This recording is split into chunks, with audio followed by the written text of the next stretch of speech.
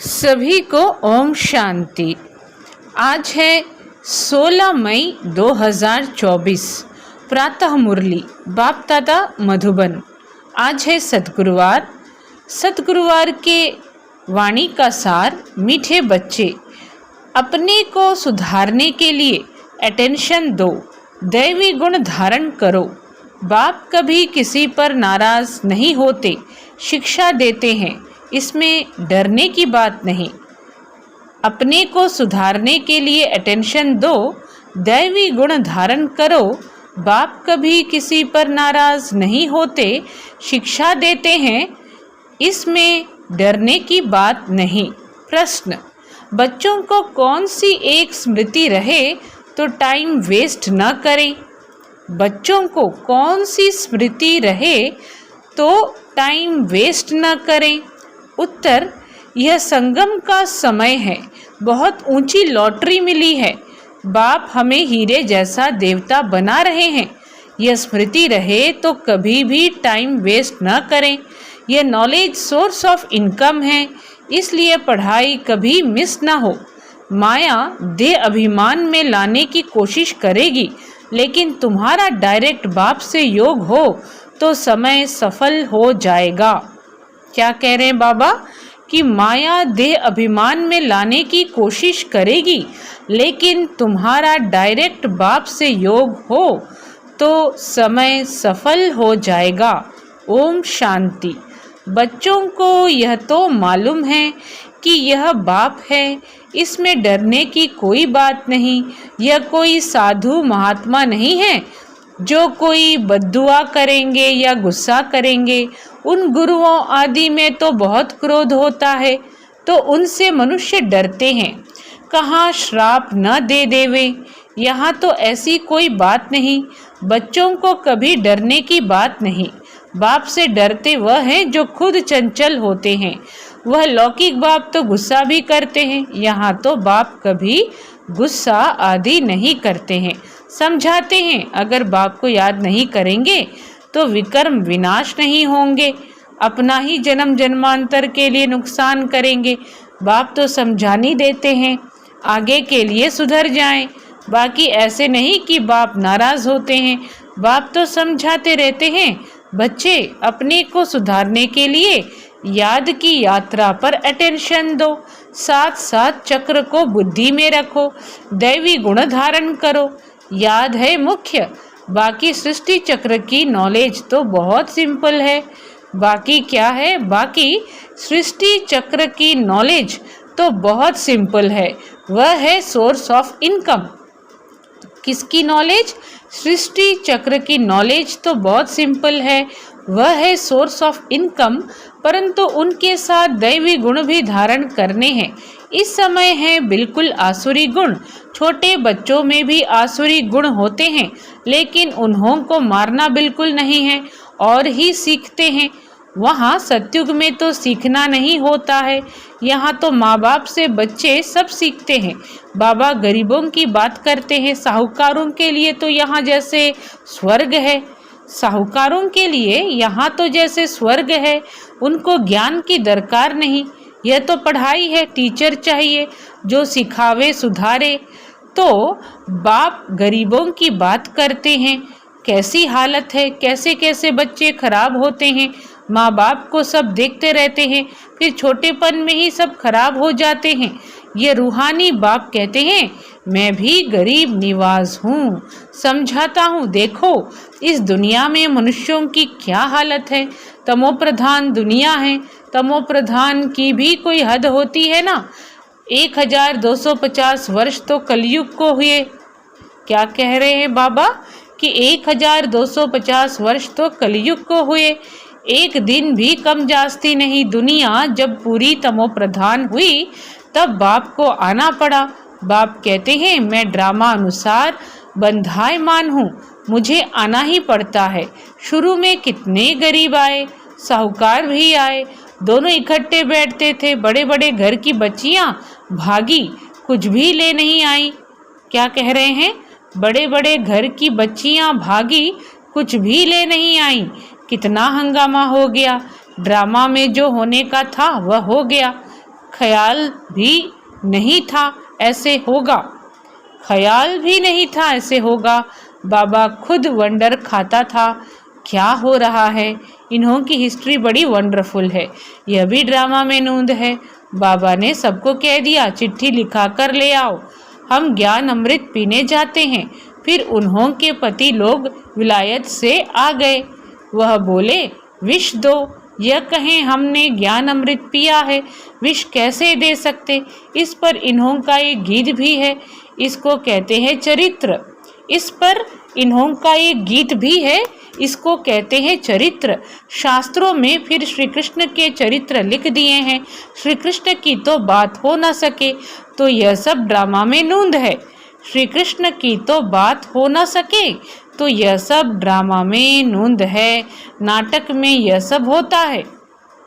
तो बाबा बच्चों को आज समझा रहे हैं कि इसको कहते हैं चरित्र। शास्त्रों में फिर श्री कृष्ण के चरित्र लिख दिए हैं।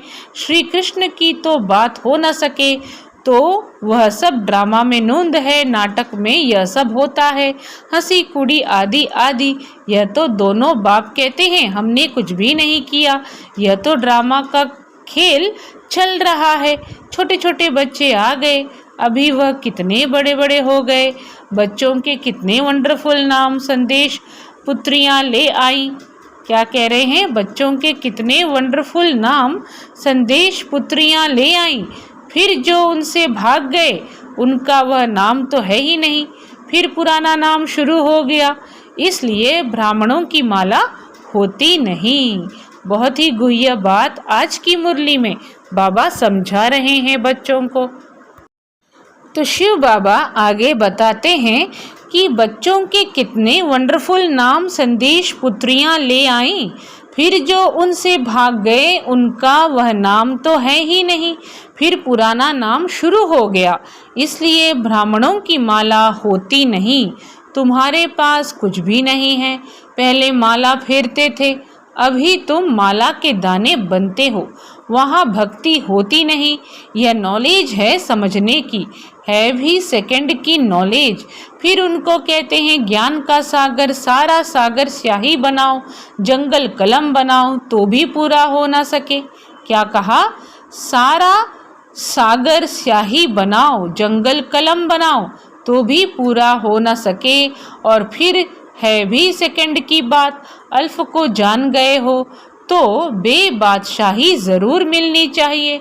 तो वह अवस्था जमाने में अर्थात पतित से पावन होने में मेहनत है। बाप कहते हैं अपने को आत्मा समझ, मुझ अपने बेहद के बाप को याद करो। इसमें है मेहनत। तदबीर कराने वाला टीचर तो है, परंतु किसकी तकदीर में नहीं है तो टीचर भी क्या करे। टीचर तो पढ़ाएंगे, ऐसे तो नहीं रिश्वत लेकर पास कर देंगे। यह तो बच्चे समझते हैं। यह बाप दादा दोनों इकट्ठे हैं। ढेर बच्चियों की चिट्ठियां आती हैं बाप दादा के नाम पर। शिव बाबा केयर ऑफ प्रजापिता ब्रह्मा, बाप से वर्षा लेते हो। इस दादा द्वारा त्रिमूर्ति में है, ब्रह्मा द्वारा स्थापना कराते हैं। त्रिमूर्ति में है, ब्रह्मा द्वारा स्थापना कराते हैं। ब्रह्मा को क्रिएटर नहीं कहेंगे, बेहद का क्रिएटर तो वह बाप ही है। प्रजापिता ब्रह्मा भी बेहद का हो गया। प्रजापिता ब्रह्मा है तो बहुत प्रजा हो जाएगी। प्रजापिता ब्रह्मा भी बेहद का हो गया। प्रजापिता ब्रह्मा है तो बहुत प्रजा हो जाएगी। सब कहते हैं ग्रेट ग्रेट ग्रैंडफादर। शिव बाबा को ग्रेट ग्रेट ग्रैंडफादर नहीं कहेंगे, वह तो सभी आत्माओं का बाप हो गया। आत्माएं सभी भाई भाई हैं, फिर बहन भाई होते हैं। आत्माएं सभी क्या हैं? भाई भाई हैं, फिर बहन भाई होते हैं। बेहद के सिजरे का हेड प्रजापिता ब्रह्मा हो गया। जैसे बिरादरी का सिजरा होता है ना, यह है बेहद का सिजरा। आदम और बीबी, एडम और ईव किसको कहते हैं? ब्रह्मा सरस्वती को कहेंगे। अब सिजरा तो बहुत बड़ा हो गया है, सारा झाड़ जड़जड़ीभूत हो गया है, फिर नया चाहिए। इसको कहा जाता है वैरायटी धर्मों का झाड़। वैरायटी फीचर्स हैं, एक न मिले दूसरे से, हर एक की एक्टिविटी का पार्ट एक न मिले दूसरे से। ये बहुत गुह्य बातें हैं, छोटी बुद्धि वाले तो समझ ना सके, बहुत मुश्किल है। हम आत्मा छोटी बिंदी हैं, परमपिता परमात्मा भी छोटी बिंदी है, यहाँ बाजू में आकर बैठते हैं। आत्मा कोई छोटी बड़ी नहीं होती है, बाप दादा दोनों का इकट्ठा पार्ट बड़ा वंडरफुल है। बाबा ने यह रथ बड़ा अनुभवी लिया है। बाबा खुद समझाते हैं, यह भाग्यशाली रथ है। इस मकान अथवा रथ में आत्मा बैठी है। हम ऐसे बाप को किराए पर अपना मकान व रथ देवें तो क्या समझते हो? हम ऐसे बाप को किराए पर अपना मकान व रथ देवें तो क्या समझते हो? इसलिए इनको भाग्यशाली रथ कहा जाता है, जिसमें बाप बैठ तुम बच्चों को हीरे जैसा देवता बनाते हैं। आगे थोड़े ही समझते थे, बिल्कुल तुच्छ बुद्धि थे। बाबा क्या कह रहे हैं कि इस भाग्यशाली रथ में बैठकर तुम बच्चों को हीरे जैसा देवता बनाते हैं। अभी तुम बच्चे समझते हो तो फिर अच्छी रीति पुरुषार्थ भी करना चाहिए, टाइम वेस्ट नहीं करना चाहिए। स्कूल में टाइम वेस्ट करने से नापास हो जाएंगे। बाप तुमको बहुत बड़ी लॉटरी देते हैं। कोई राजा के घर जन्म लेते हैं तो जैसे कि लॉटरी मिली ना, कोई राजा के घर जन्म लेते हैं तो जैसे कि लॉटरी मिली ना, कंगाल है तो उनको लॉटरी थोड़ी ही कहेंगे। यह है सबसे ऊंची लॉटरी, इसमें टाइम वेस्ट नहीं करना चाहिए। बाबा जानते हैं माया की बॉक्सिंग है, घड़ी घड़ी माया दे अभिमान में लाती है। तुम्हारा बाप के साथ डायरेक्ट योग है, सम्मुख बैठे हैं ना, इसलिए यहाँ रिफ्रेश होने आते हो ड्रामा अनुसार। सम्मुख बैठे हैं ना, इसलिए यहाँ रिफ्रेश होने आते हो ड्रामा अनुसार। बाप कहते हैं मैं तुमको जो समझाता हूँ वह धारण करना है। यह ज्ञान भी तुमको अभी मिलता है, फिर प्रायः लोप हो जाता है। ढेर आत्माएं चली जाती हैं शांति धाम। फिर आधा कल्प के बाद भक्ति मार्ग शुरू होता है। आधा कल्प से तुम वेद शास्त्र पढ़ते आए, भक्ति करते आए हो। अब मूल बात समझाई जाती है कि तुम बाप को याद करो तो जन्म जन्मांतर के विकर्म विनाश हो। यह नॉलेज है सोर्स ऑफ इनकम, इससे तुम पद्मा पदम भाग्यशाली बनते हो, स्वर्ग के मालिक बनते हो। तो आज की जो सतगुरुवार की वाणी है, बाबा की मुरली है, उसमें बाबा विशेष गुह्य पॉइंट्स बच्चों को समझा रहे हैं। यह नॉलेज है सोर्स ऑफ इनकम, इससे तुम पद्मा पदम भाग्यशाली बनते हो, स्वर्ग के मालिक बनते हो। तुम क्या बनते हो? स्वर्ग के मालिक बनते हो। वहाँ तो सब सुख है। बाप याद दिलाते हैं तुमको स्वर्ग में कितने अपार सुख दिए हैं। तुम विश्व के मालिक थे, फिर सब गंवा दिए। तुम रावण के गुलाम बन गए हो। राम और रावण का कितना यह वंडरफुल खेल है। यह फिर भी होगा, अनादि बना बनाया खेल है। स्वर्ग में तुम एवर हेल्दी वेल्दी रहते हो। यहाँ मनुष्य को हेल्दी बनाने के लिए कितना खर्चा करते हैं। तो बाबा ने क्या कहा? बाबा ने कहा कि तुम इस नॉलेज से पद्मा पदम भाग्यशाली बनते हो, स्वर्ग के मालिक बनते हो। वहाँ तो सब सुख है, वहाँ तो सब सुख है। बाप याद दिलाते हैं तुमको स्वर्ग में कितने अपार सुख दिए हैं। तुम विश्व के मालिक थे, फिर सब गंवा दिया। तुम रावण के गुलाम बन गए हो। राम और रावण का कितना यह वंडरफुल खेल है। यह फिर भी होगा, अनादि बना बनाया खेल है। स्वर्ग में तुम एवर हेल्दी वेल्दी रहते हो। यहाँ मनुष्य को हेल्दी बनाने के लिए कितना खर्चा करते हैं, वह भी एक जन्म के लिए। यहाँ मनुष्य को हेल्दी बनाने के लिए कितना खर्चा करते हैं, वह भी एक जन्म के लिए। तुमको आधा कल्प एवर हेल्दी बनाने में क्या खर्च होता है? एक नया पैसा भी नहीं। देवताएं एवर हेल्दी है ना, तुम यहाँ आए ही हो एवर हेल्दी बनने के लिए।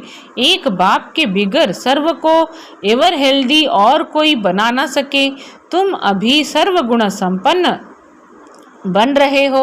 अभी तुम संगम पर हो, बाप तुमको नई दुनिया का मालिक बना रहे हैं। ड्रामा प्लान अनुसार जब तक ब्राह्मण न बने तब तक देवता बन न सकें। जब तक पुरुषोत्तम संगम युग पर बाप से पुरुषोत्तम बनने न आए तो देवता बन न सकें। अच्छा, आज बाबा ने रूहानी ड्रिल भी सिखाई, नॉलेज भी सुनाई, बच्चों को सावधान भी किया। गफलत नहीं करो, उल्टा सुल्टा बोलो भी नहीं, शांति में रहो और बाप को याद करो। अच्छा, मीठे मीठे सिखी लधे बच्चों प्रति माता पिता बाप दादा का याद प्यार और गुड मॉर्निंग। रूहानी बाप की रूहानी बच्चों को नमस्ते। हम रूहानी बच्चों की रूहानी माता पिता बाप दादा को याद प्यार गुड मॉर्निंग, नमस्ते नमस्ते, ओम शांति। धारणा के लिए मुख्य सार, विकर्म विनाश कर स्वयं को सुधारने के लिए याद की यात्रा पर पूरा अटेंशन देना है, दैवी गुण धारण करने हैं। देवता बनने के लिए संगम युग पर पुरुषोत्तम बनने का पुरुषार्थ करना है। गफलत में अपना टाइम वेस्ट नहीं करना है। वरदान, ज्ञान के श्रेष्ठ खजानों को महादानी बन दान करने वाले मास्टर ज्ञान सागर भव। ज्ञान के श्रेष्ठ खजानों को महादानी बन ज्ञान दान करने वाले, क्या करना है? महादानी बन दान करने वाले मास्टर ज्ञान सागर भव। विस्तार में, जैसे बाप ज्ञान का सागर है ऐसे मास्टर ज्ञान सागर बन सदा औरों को ज्ञान दान देते रहो। ज्ञान का कितना श्रेष्ठ खजाना आप बच्चों के पास है, उसी खजाने से भरपूर बन याद के अनुभवों से औरों की सेवा करो। जो भी खजाने मिले हैं महादानी बन उनका दान करते रहो, क्योंकि यह खजाने जितना दान करेंगे उतना और भी बढ़ते जाएंगे। महादानी बनना अर्थात देना नहीं बल्कि और भी भरना। स्लोगन है, जीवन मुक्त के साथ देह से न्यारे विदेही बनना। यह है पुरुषार्थ की लास्ट स्टेज। जीवन मुक्त के साथ देह से न्यारे विदेही बनना, यह है पुरुषार्थ की लास्ट स्टेज। मातेश्वरी जी के मधुर महावाक्य। गुप्त वेशधारी परमात्मा के आगे कन्याओं माताओं का संन्यास। अभी दुनियावी मनुष्यों को यह विचार तो आना चाहिए कि इन कन्याओं माताओं ने संन्यास क्यों लिया है। तो आज मातेश्वरी जी के महावाक्यों में हम सुन रहे हैं कि अभी दुनियावी मनुष्यों को यह विचार तो आना चाहिए कि इन कन्याओं माताओं ने संन्यास क्यों लिया है। यह कोई हठयोग कर्म संन्यास नहीं है, परंतु बिल्कुल सहज योग राजयोग कर्मयोग संन्यास जरूर है। परमात्मा खुद आए जीते जी देह सहित देह के सभी कर्मेंद्रियों का मन से संन्यास कराता है, अर्थात 5 विकारों का संपूर्ण संन्यास करना जरूर है। परमात्मा आए कहता है दे दान तो छूटे ग्रहण। अब माया का यह ग्रहण जो आधा कल्प से लगा हुआ है उससे आत्मा काली पतित बन गई है, उनको फिर से पवित्र बनाना है। देखो देवताओं की आत्माएं कितनी पवित्र और चमत्कारी है। जब सोल पवित्र है तो तन भी निरोगी पवित्र मिलता है। अब यह भी संन्यास तब हो सकता है जब पहले कुछ चीज मिलती है। गरीब का बालक साहूकार की गोद में जाता है तो जरूर कुछ देख गोद लेता है, परंतु साहूकार का बालक गरीब की गोद में नहीं जा सकता। तो यहाँ यह कोई अनाथ आश्रम नहीं है, यहाँ तो बड़े बड़े धनवान कुलवान माताएं कन्याएं हैं जिन्हों को दुनियावी लोग अब भी चाहते हैं कि घर में वापस आ जाएं, परंतु इन्होंने क्या प्राप्त किया? जो उस मायावी धन पदार्थ अर्थात सर्वंश संन्यास लिया है तो जरूर उनसे उन्हों को जास्ती सुख शांति की प्राप्ति हुई, तभी तो उस धन पदार्थ को ठोकर मार दी है। क्या कह रहे हैं? बहुत ही सुंदर बात कही है कि तो जरूर उनसे उन्हों को जास्ती सुख शांति की प्राप्ति हुई, तभी तो उस धन पदार्थ को ठोकर मार दी है। जैसे राजा गोपीचंद ने अथवा मीरा ने रानी पने का अथवा राजाई का संन्यास कर लिया। यह है ईश्वरीय अतीन्द्रिय अलौकिक सुख, जिसके आगे वो दुनियावी पदार्थ तुच्छ हैं।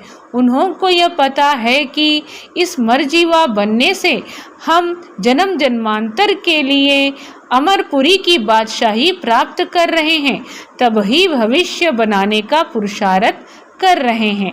क्या समझाया कि उन्हों को यह पता है कि इस मरजीवा बनने से हम जन्म जन्मांतर के लिए अमरपुरी की बादशाही प्राप्त कर रहे हैं, तब ही भविष्य बनाने का पुरुषार्थ प्राप्त कर रहे हैं।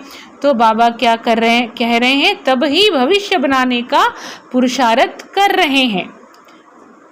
परमात्मा का बनना माना, परमात्मा का हो जाना, सब कुछ उसको अर्पण कर देना। तो आज हम मातेश्वरी जी के महावाक्य पढ़ रहे हैं। तो इसमें मातेश्वरी जी कह रही हैं कि यह है ईश्वरीय अतीन्द्रिय अलौकिक सुख, जिसके आगे वो दुनियावी पदार्थ तुच्छ हैं। उन्हों को यह पता है कि इस मरजीवा बनने से हम जन्म जन्मांतर के लिए अमरपुरी की बादशाही प्राप्त कर रहे हैं, तभी भविष्य बनाने का पुरुषार्थ कर रहे हैं। परमात्मा का बनना माना, परमात्मा का हो जाना, सब कुछ उसको अर्पण कर देना, फिर वो रिटर्न में अविनाशी पद दे देता है। तो यह मनोकामना परमात्मा ही आकर इस संगम समय पूर्ण करता है, क्योंकि अपन जानते हैं कि विनाश ज्वाला में तन मन धन सहित सब भस्मीभूत हो ही जाएगा। तो क्यों ना परमात्म अर्थ सफल करें। अब यह राज भी समझना है कि जब सब विनाश होना है तो हम भी लेकर क्या करें। हमको कोई सन्यासियों के मुआफिक, मंडलेश्वर के मुआफिक यहाँ महल बनाए नहीं बैठना है, परंतु ईश्वर अर्थ बीज बोने से वहाँ भविष्य जन्म जन्मांतर इनका बन जाना है। यह है गुप्त राज। क्या कह रहे हैं मातेश्वरी जी कि हमको कोई सन्यासियों के मुआफिक, मंडलेश्वर के मुआफिक यहाँ महल बनाए नहीं बैठना है, परंतु ईश्वर अर्थ बीज बोने से वहाँ भविष्य जन्म जन्मांतर इनका बन जाना है। यह है गुप्त राज। प्रभु तो दाता है, एक देवे 100 पावे, परंतु इस ज्ञान में पहले सहन करना पड़ता है। जितना सहन करेंगे उतना अंत में प्रभाव निकलेगा। इसलिए अभी से लेकर पुरुषार्थ करो। अच्छा, ओम शांति। तो मातेश्वरी जी के इस महावाक्य को हमें अच्छी तरह से ग्रहण करना है। ओम शांति, ओम शांति, ओम शांति।